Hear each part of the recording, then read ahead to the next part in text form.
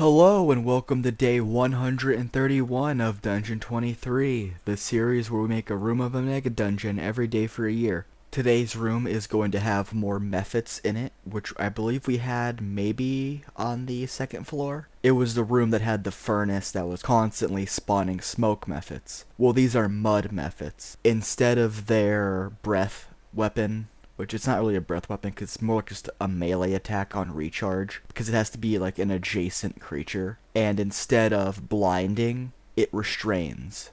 I think the DC to avoid it is like 11, so it's not really hard to avoid. And it lasts for a minute, but you could keep trying to break out of it at the end of your turn. They also explode upon death, which also has a chance of restraining the party, or specifically, again, creatures that are within 5 feet of it.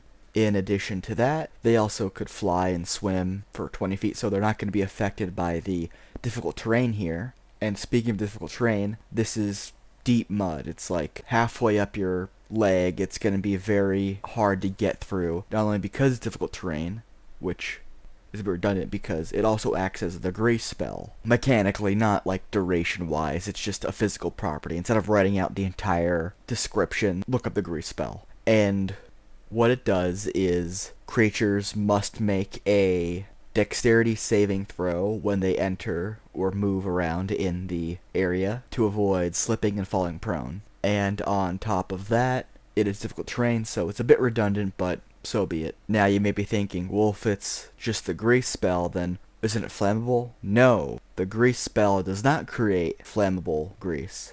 It does not react to anything, and it only coats the ground.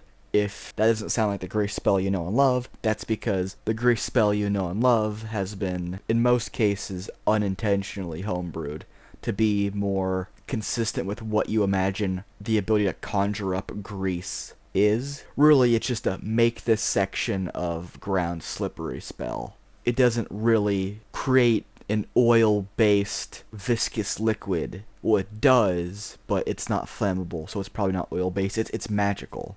Although something that is weird is that because it's conjuration, it means that the grease exists somewhere and is being teleported to you and then goes back to it afterwards. So that means that there's just like a bunch of non-reacted lubricant somewhere. And I think that's really funny. But yeah, if you do change grease so that it's flammable, or you could spray on objects instead of just on the floor, then that's perfectly reasonable because that's what you'd expect it to do based on like what it's called and how we know grease works in real life. But this isn't that. This is just the mechanics of the spell to create this very slippery, hard to move in area. It's a real choke point because the mephits are going to be slowing you down with their restrain.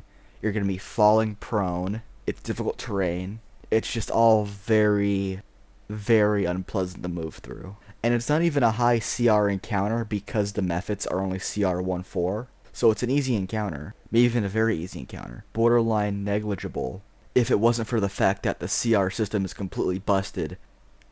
But that's a complaint for another day. Today is just room 131. And if you want to see more rooms, then consider liking, commenting, and subscribing so that these videos will show up in your recommendations more often. Or you could turn on notifications if you want to. Or you could always just come back tomorrow, because these videos are a daily occurrence every single day. That's what the challenge is, so that's what I'm going to be doing. Or better yet, do all of those, because that way my channel grows. Anyway, thanks for watching and or listening, and I apologize for the poor quality. It's not going to improve.